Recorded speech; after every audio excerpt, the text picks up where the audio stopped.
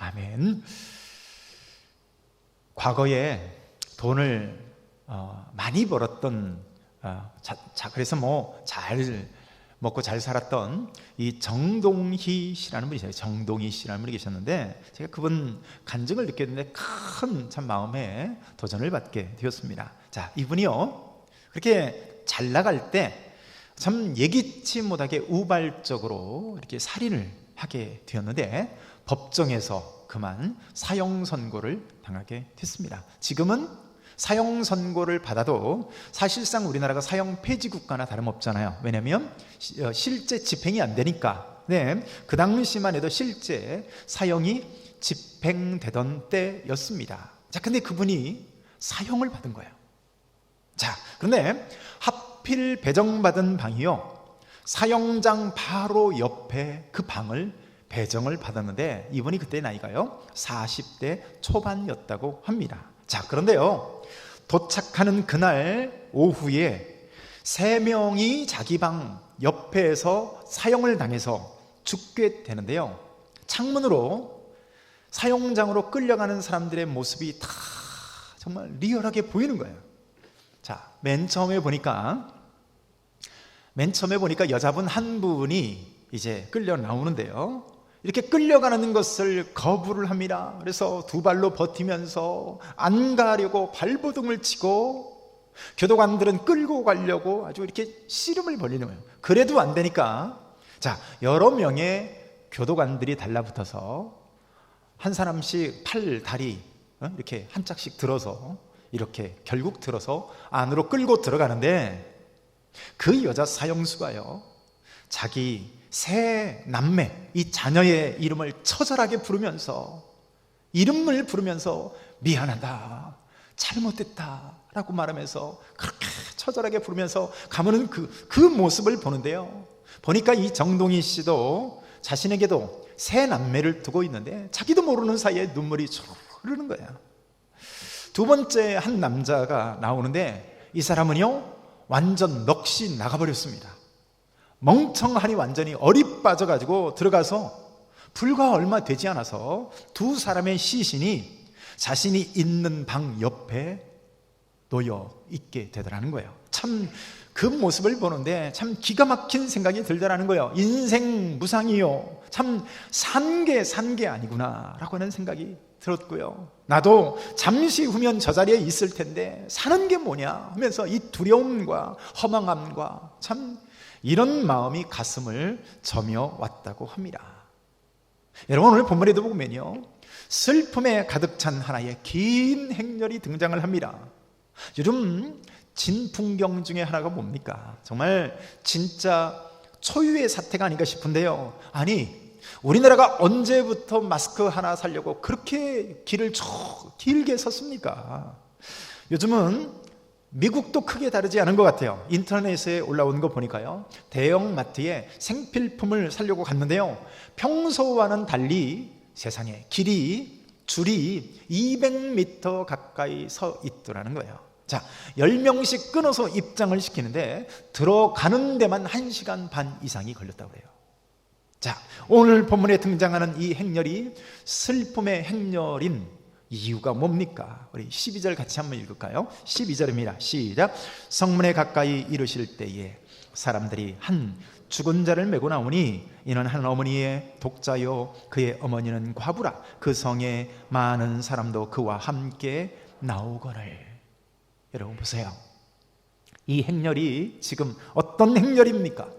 죽음과 관련된 비통한 슬픔의 행렬인 거예요.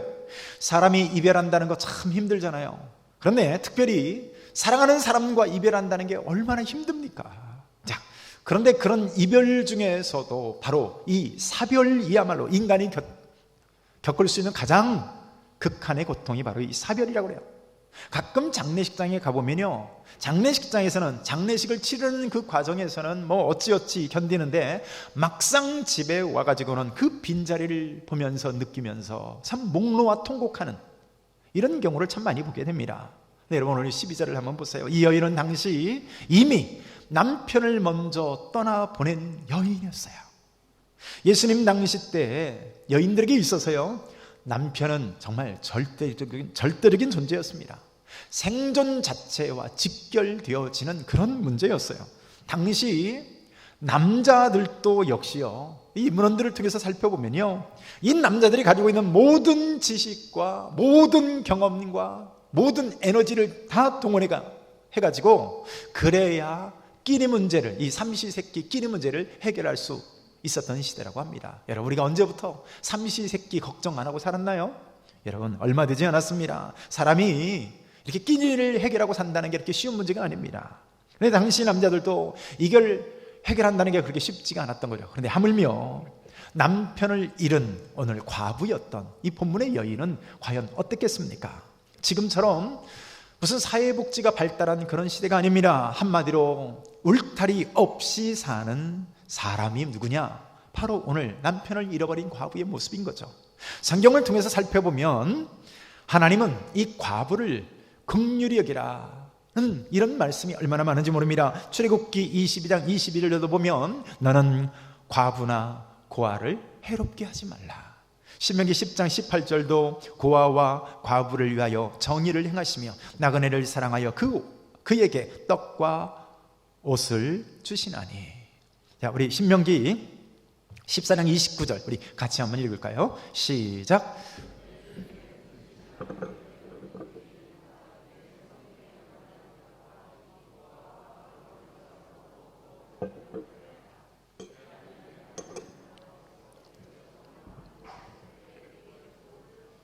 아멘. 자, 이런 식의 언급이요, 이 고아와 과부들을 특별히 긍휼히 여기고 그들을 학대하지 말라, 해롭게 하지 말라, 이런 표현들이 자그마치 성경에요 80번 이상 등장하는 거 아세요?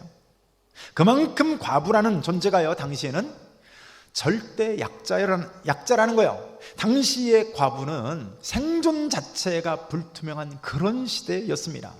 자, 그런데 오늘 본문을 통해서 보게 되면 이 여인이 과부였는데 그만 그 독자 외아들마저 죽었다는 사실이에요. 자, 이 과부의 아들이 청년이 되기까지 얼마나 많은 서러움을 겪었겠어요. 남편 없이 이 아들을 양육하는데 얼마나 많은 서러움을 겪었겠냐고요. 그런데 오직 아들 하나 바라봤던 이 아들이 오늘 본문에 죽은 겁니다. 자식이 죽는다는 것이 얼마나 괴로운 일인지 여러분들 아세요? 자식과 사별한다는 것은 뼈를 깎는 아픔인 거예요. 저는 자식을 사별해 본 적은 없지만 비슷한 경험을 한 적은 있습니다. 여러분, 다윗 왕은요, 이 압살롬 같은 자식을 잃고도 참 울었던 것을 우리는 본문을 통해서 과히 살펴봤습니다. 세상에 못돼 먹은 자식들이 많다고 하지만 정말 이 압살롬 같을까요? 재산을 달라는 자식도 아니에요. 가장 못돼 먹은 자식이 성경을 보면요, 부모를 때리는 그런 구타하는 그런 자식이에요. 이런 자식은 성경에서 보면요, 돌로 쳐서 죽이라고 되어 있어요. 자, 그런데 압살롬은 어떤 사람입니까? 그런 부모를 구타하는 정도가 아니라 아버지의 자리를 뺏기 위해서 아버지의 충신들을 다 빼앗아 가로채는 사람이었고요, 그리고 아버지의 자리를 빼앗기 위해서 아버지를 향해 쳐들어가는 거예요. 아버지는 이 아들을 피하여서 산으로 들러 도망 다니는데 이런 아버지를 죽이겠다고 군사를 동원해서 쫓아다니는 거예요.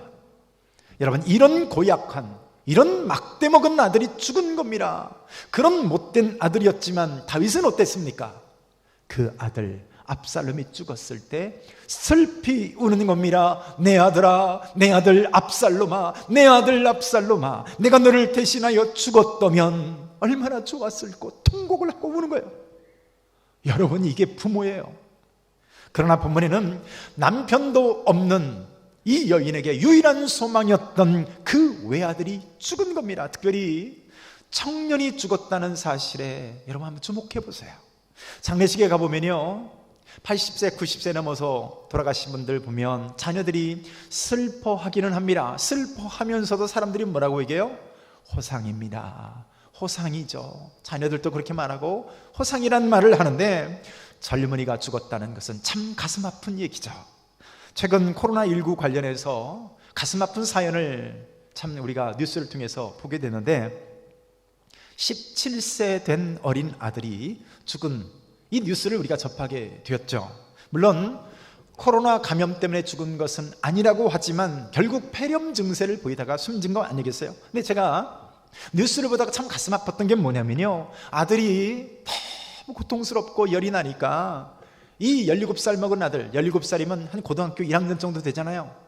근데 이 아들이 목욕탕에 들어가서 옷을 벗고 목욕탕 벽에 기대가지고 서가지고 열을 떨어뜨리려고 하는 이 모습을 아버지가, 어머니가 보고 있는 거예요. 근데 부부임에도 불구하고, 사랑함에도 불구하고 해줄 수 있는 게 없는 겁니다. 여러분, 그런 아들을 먼저 떠나 보낸 이 부모의 심정이 과연 어땠을까요? 인간에게 있어서 죽음이 가지는 의미가 바로 그런 의미인 것이죠. 네, 여러분, 불행히도 이 모든 죽음의 행렬 가운데 이 자리에 있는 저와 여러분들 모두가 서 있다라고 하는 것이 불행이요, 인간의 실존적 운명인 것이죠. 저는 그런 생각이 듭니다. 마스크를 사려고 줄을 길게 서지만요, 그런 생각이 들어요. 결국에는 사망의 행렬 가운데 있는 게 아닌가. 참 너무 바빠서 버스를 타려고, 전철을 타려고 줄을 쭉 길게 서 있는 모습을 보면 결국 마지막은 사망의 행렬인 것을 라는 생각이 들 때가 있어요. 인생의 종착지는 결국 사망이요, 이 청년이 행하고 있는 사망의 행렬 가운데 우리가 결국 서 있더라는 것이죠.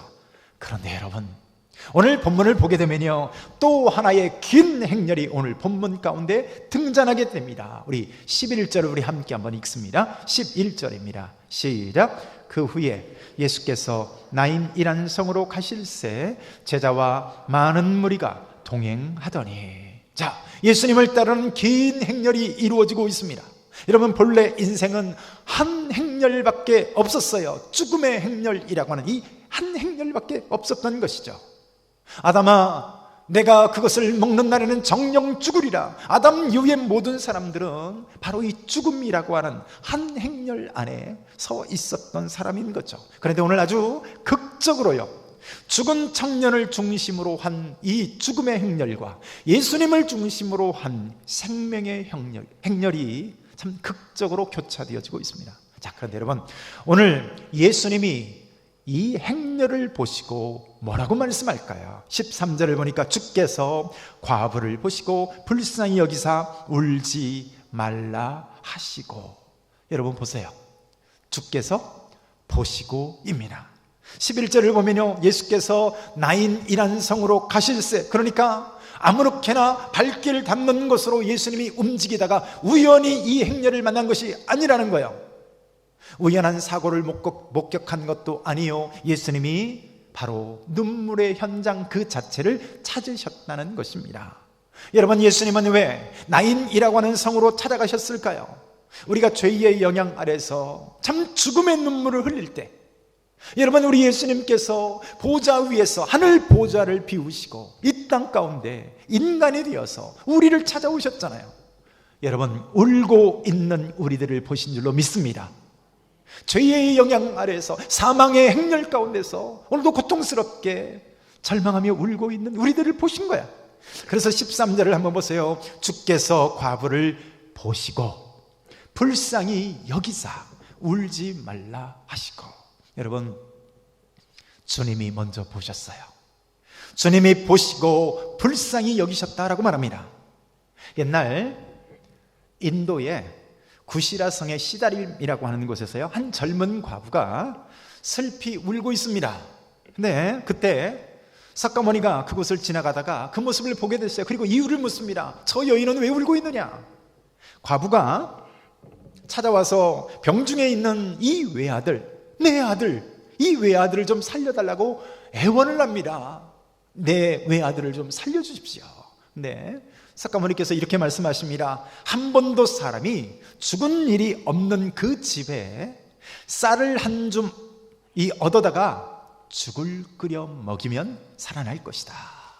여러분, 이 여인이 온 성을 돌았어요.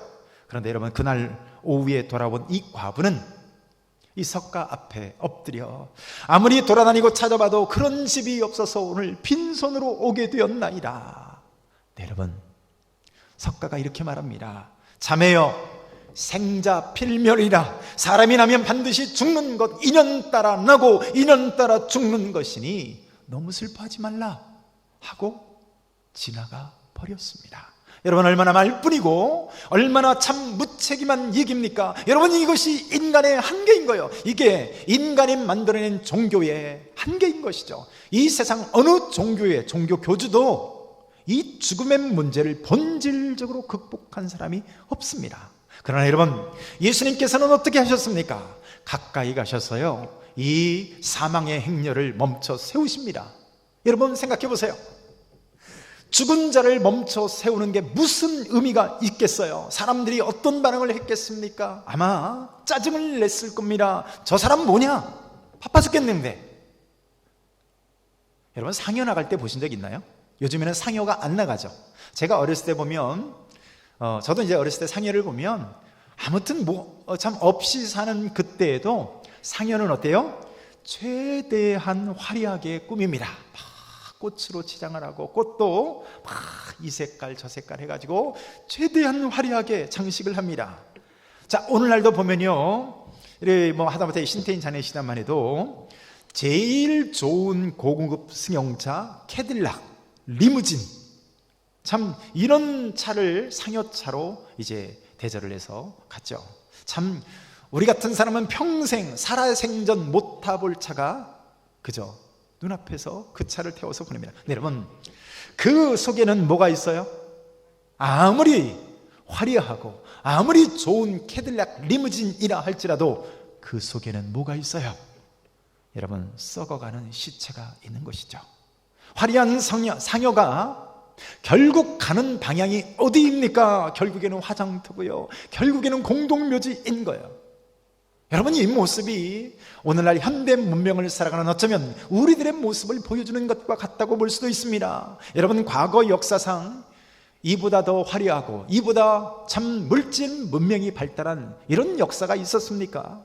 불과 여러분 몇 년 안 있으면요, 운전면허 딸 필요가 없습니다. 사실입니다. 여러분, 전부 다 자율주행차가 나올 거예요.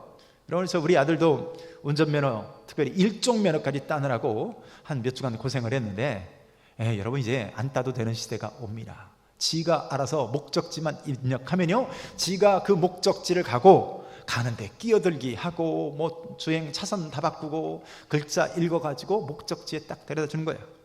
심지어 그런 차들을 미리 나온 이런 그 테슬라라든가 이런 차들을 보면은 아예 운전대가 없는 거 아세요? 속 안에가 응접실 같이 생겼어요. 아예 운전대 자체가 없고 삥 둘러서 대화할 수 있도록 이렇게 되어 있고요. 그러니까 차는 저 혼자 가고 안에서 그냥 수다 떨고 대화하고 이렇게 되어 있는 거죠. 근데 여러분, 아무리 화려한 세상이라 할지라도요, 마치 결국 나 인생의 이 장래 행렬과 같은 것입니다. 생각해보면 그렇습니다. 화려한 집일수록, 큰 집을 가진 사람일수록 문제가 더 많은 경우가 많습니다. 속이 더 썩었고 더 많은 고통이 따른다는 것이죠. 도대체 이 세대는 어디로 가고 있습니까? 이 상여의 행렬이 바로 우리의 현실인 거죠. 사실 누구도 이 죽음의 행렬을 막을 자가 없습니다. 그런데 여러분, 예수님께서 다가오셔서 울지 말라고 말씀하시는 거예요. 아마 사람들은 그랬을 것입니다. 예수님께서 다가오셔서 울지 말라고 말씀할 때 뻔한 소리다, 객적은 소리랑 하질 말아라, 그 뻔한 소리 뭐하러 하냐. 그런데 여러분, 예수님의 입술에서 청천벽력과 같은 말씀이 흘러나옵니다. 14절에 보니까 예수님께서 이르시되 청년아, 내가 내게 말하노니 일어나라. 아멘 합시다. 일어나라. 누가 감히 사망을 향해 이렇게 당당하게 외칠 수 있겠어요? 오직 사망을, 그 권세를 깨시는 예수님의 권세뿐인 줄로 믿습니다. 참 재밌는 얘기 중에 하나이지만요, 참 인도네시아의 가장 유명한 교회 중에 하나가 아발러브 교회라는 교회고요, 그 교회를 담임하는 목사님의 이름이 에딜레오라는 목사님이세요. 자, 이분이 인도하시는 집회 가운데 제가 집회를 참석한 적이 있었는데, 그분의 입술 가운데서 그분이 나이지리아를 방문했는데 기가 막힌 것을 봤다는 거예요. 여러분, 어느 정도인지 아세요? 그 나이지리아 교회에 엄청난 기적과 하나님의 막 놀라운 일들이 일어나는데, 세상에 어느 정도 이 일이 하나님의 강력한 역사가 있냐면, 사람이 죽으면 일단 교회로 데리고 온대요. 그래서 목사님의 기도를 받고 살면 집으로 가고 안 살아나면 공동묘지로 보낸다는 거예요. 여러분 생각해 보세요. 어떻게 이런 일이 일어날 수 있을까요? 돈으로 가능할까요? 권세로 가능할까요? 영국의 이 엘리자베스라고 하는 여왕이 있죠. 이 여왕은 기독교인들을 핍박해가지고 수십만 명을 끔찍하게 죽였던 그런 장본인이요, 날아가는 새도 떨어뜨릴 만한 권력을 갖고 있었던 사람이었고, 모든 권력으로 말미암아 참 권력과 부와 세도를 누렸던 사람인데, 그녀가 죽을 때 남겼던 한마디, 내 모든 재산으로 순간의 삶과 바꾸자, 한탄하며 죽었다라고 말합니다. 그런데 여러분, 오늘 주님께서 이 청년을 향해서 뭐라고 말씀하십니까? 청년아, 일어나라. 여러분, 사람들이 속으로 생각했을 거예요. 이 웬 정신 나간 사람이니까 속으로 생각하지 않았겠습니까? 죽은 자를 향해서 일어나라니, 이 무슨 되지도 않는 말인가? 이 얼마나 비상식적인 말인가? 그러나 여러분, 오늘 이 예수님의 명령에 어떤 일이 일어납니까? 누가복음 7장 15절 함께 읽습니다. 시작. 죽었던 자가 일어나 앉고 말도 하거늘 예수께서 그를 어머니에게 주시니. 할렐루야. 여러분, 아까 불쌍히 여기시고 관에 손을 대면서 울지 말라 하실 때는 사람들이 뻔한 소리다 라고 말했을 줄 몰라요. 누구나 다 하는 소리 하느냐, 부질없는 소리 하지 말아라. 그러나 여러분, 이 예수님은 석가와 같이 피상적인 분이 아니에요. 여러분, 예수님은 죽음의 권세를 깨시는 전능하신 하나님인 줄로 믿습니다. 마가복음 16장을 보면요, 마리아가 울고 있습니다. 또 서로 말하면서 누가 무덤 문에서 돌을 굴려주리요. 여러분, 그때 천사가 뭐라고 말합니까? 어찌하여 산자를 죽은 자 가운데서 찾느냐? 그는 여기 계시지 아니하고 살아나셨느니라. 이 믿음이 있습니까? 복음이 무엇입니까? 사망을 향해 달려가는 우리를 향해 그걸 선언해 주고 있는 거예요. 청년아, 일어나라. 소녀야, 일어나라. 달리다 굼이라고 말씀하시는 거죠. 여러분, 우리 주님은 사망의 권세를 깨신 분인 줄로 믿습니다. 너무 놀랍지 않으세요? 여러분, 죽음이 끝이 아니라는 이 사실이 너무 놀랍지 않으세요? 여러분, 부활이 역사적인 사실이 놀랍지 않으세요? 천국이 실제로 있다는 사실이 여러분 놀랍지 않으세요? 제가 고등학교 3학년 때 천국이 실제로 있다는 사실을 제가 알고 깨달았을 때요, 춤을 추면서 기뻐했습니다. 죽음이 끝이 아니라니. 외람되지만 저는 중학교 1학년 때 아버지가 제가 보는 자리에서 돌아가셨어요. 아버지가 돌아가시는 그 모습을 보면서 한편으로는 안타깝지만 한편으로는 얼마나 죽음에 대해서 제가 두려워했는지 모릅니다. 나도 저렇게 결국은 죽을 것을, 그런 두려움에 제가 중학교 1학년 2학년 때 떨었어요. 그런데 천국이 실제로 있다니 모든 걸 다 가진 것 같더라는 것이죠. 여러분, 오늘 본문을 보십시오. 이들의 행렬이 바뀌었습니다. 나인성에서 나오던 죽음의 행렬이요, 여러분, 예수님을 만나서 죽음의 행렬이 해체되고 다시 살아나서 어머니와 손을 잡고 나인성으로 돌아가는 거예요. 방향이 바뀌었습니다. 죽음의 행렬이 생명의 행렬이 된 줄로 믿습니다. 아까 제가 설교 초두에서요, 정동희 집사님의 간증을 제가 말씀을 드렸어요. 참 기가 막히다는 생각이 들었더라는 거예요. 인생 무상이요, 산 것이 아니다라는 생각이 들고, 나도 잠시 뒤면 저 자리에 저 시체들처럼 누워있을 텐데 라고 하면서요, 참 허망한 생각이 들더라는 것이죠. 그런데 놀라운 일이 일어났어요. 세 번째 사형수가 들어오는데요, 특이한 것은, 여러분, 다른 사람들은 들어올 때 포승줄에 꽁꽁 묶이고 막 쇠고랑까지 차고 나오는데, 이 청년은요, 간단하게 수갑 하나만 딸랑 차고 나오는 거예요. 자, 그리고 그 청년이 보이기 전부터 저 먼 곳에서부터 잔잔한 찬송 소리가 들려오는데요, 세상에서 방황할 때나 주님을 몰랐네. 자, 이 청년의 얼굴은 다른 앞에 사형수가 되어서 끌려갔던 두 사람과는 너무 다른 얼굴을 하고 있는데 평안이 가득하고요. 도리어 그 청년은 얼굴에 평안이 가득한데 옆에 따라가서 집행을 하기 위해서 따라가는 교도관들이 훌쩍훌쩍 울고 있는 거예요. 그 사람의 찬송 소리를 들으면서 울고 있는 거예요. 자, 이 정동희 집사님이 기가 막힙니다. 어찌 죽으러 가는 사람이 저렇게 기쁜 목소리로 또 저런 평안한 모습으로 죽으러 갈 수가 있는가? 도저히 믿을 수가 없더라는 거예요. 앞에 있는 두 사람과 너무나 대조적인 이 청년의 모습을 보면서 충격을 받은 겁니다. 그래서 이 정동희 씨의 마음 가운데 나도 저 사람이 믿는 하나님을 믿고 싶다는 생각이 드는 거예요.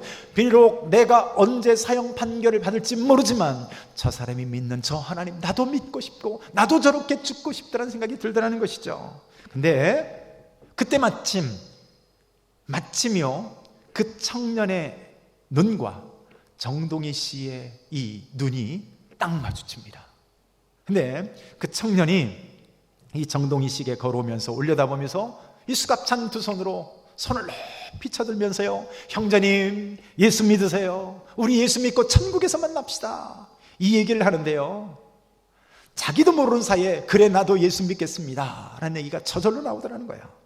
그리고 그 청년이 죽기 직전에 보니까 목사님 한 분 그리고 자매님 5분이 들어와서 사형장 안에서 짤막하게 예배를 드립니다. 그리고 이 청년이 일일이 한 사람과 다 악수를 하고 그리고 마지막 이 정동희 씨를 향해서 손까지 흔들어주고 사형장으로 들어가더라는 거예요.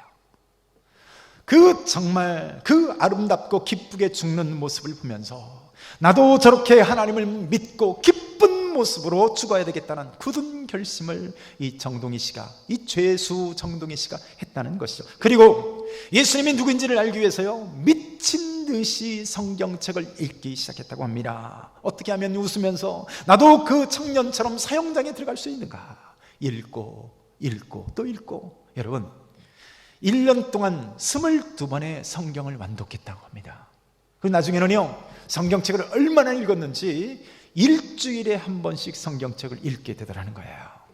여러분, 성경이 얼마나 송이꿀처럼 달던지요, 잠자는 것도 아까워서 잠을 안 자면서 성경을 읽고 또 읽었다는 거예요. 여러분, 이 정동이도 하나님의 자녀가 된 줄로 믿습니다. 하나님의 자녀가 됐어요.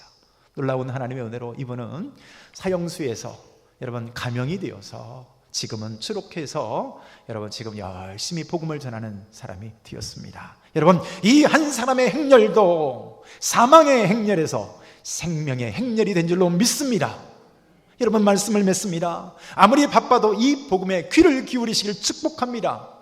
여러분, 만약에 예수님께서 다가오셔서 울지 말라라고 말씀하실 때, 청년아 일어나라고 말씀하기 전에 여러분 바쁘다고 귀찮다고 예수님을 제쳐놓고 그 길을 가버렸다면 어떻게 되겠습니까? 아마 그냥 그 상여를 맨 채로 그냥 사망의 행렬로 끝나고 말았을 겁니다. 여러분, 이 자리에 있는 저와 여러분들은 어느 대열에 속해 있습니까? 산 자의 행렬과 죽은 자의 행렬 가운데 어느 대열에 서 계시냐고요? 나는 죽은 자를 따르고 있는가? 아니면 산 자의 행렬 가운데 따르고 있는가? 사랑하는 성도 여러분, 오늘도 산자의 행렬, 생명과 축복의 행렬 가운데 거하시는 저와 여러분들이 되시기를 축원합니다. 한 목소리 한번 기도합니다. 오늘도 기도할 때, 하나님, 나는 어떤 행렬 가운데 있습니까? 산자의 행렬입니까? 죽은 자의 행렬입니까? 결국 죽은 것으로 맞춰지고 마는 사망의 행렬 가운데 소망 없는 행렬을 걷고 있습니까? 아니면 오늘도 이 사망의 행렬이 변하여서 생명의 행렬로 돌이키기를 원합니까? 하나님, 예수님을 통해서 청년아 일어나라고 말씀하신 것처럼 하나님, 내 영혼을 향해서 주님께서 일어나라고 말씀하신 줄로 믿습니다. 우리 한 목소리로 한번 기도합니다. 하나님 아버지,